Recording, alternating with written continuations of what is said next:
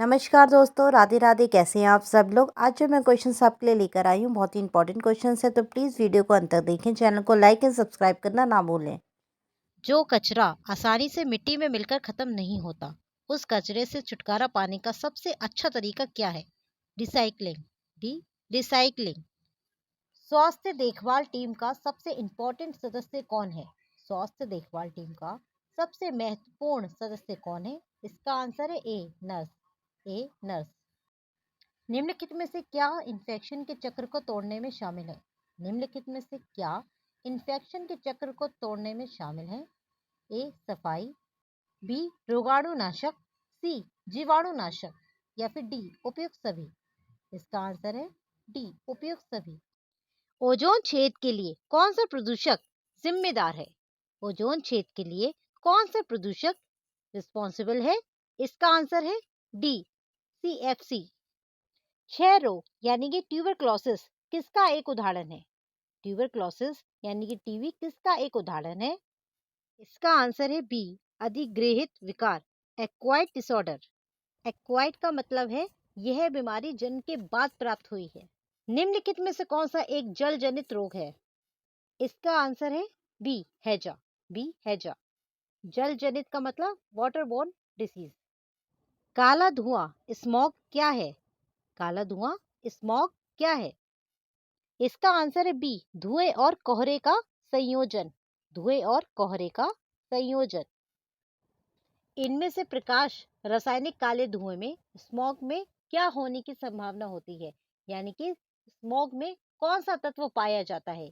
इसका आंसर है C chlorofluorocarbon. Chlorofluorocarbon. शोर का मतलब क्या होता है? शोर का मतलब क्या होता है? इसका आंसर है सी अनवांछित ध्वनि, यानी कि अनवांटेड वॉइस, अनवांटेड साउंड। निम्नलिखित में से कौन सा एक एयर पोल्यूशन है? निम्नलिखित में से कौन सा एक एयर पोल्यूशन है? इसका आंसर है सी कार्बन मोनोऑक्साइड। Carbon monoxide.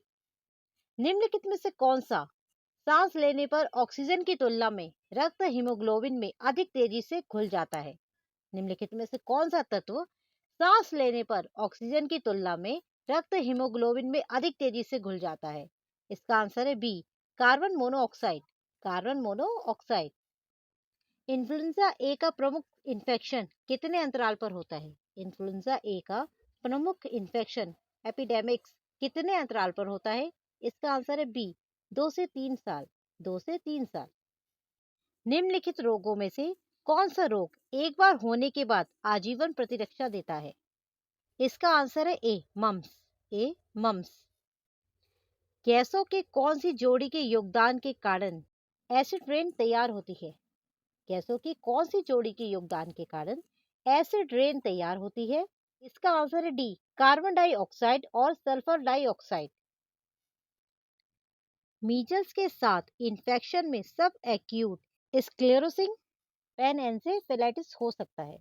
मतलब इस क्वेश्चन में पूछा जा रहा है कि ऐसी कौन सी बीमारी है जिसके होने के बाद सब एक्यूट स्क्लेरोसिंग पेनएन्सेफेलाइटिस रोग हो सकता है। ये एक मस्तिष्क की बीमारी है।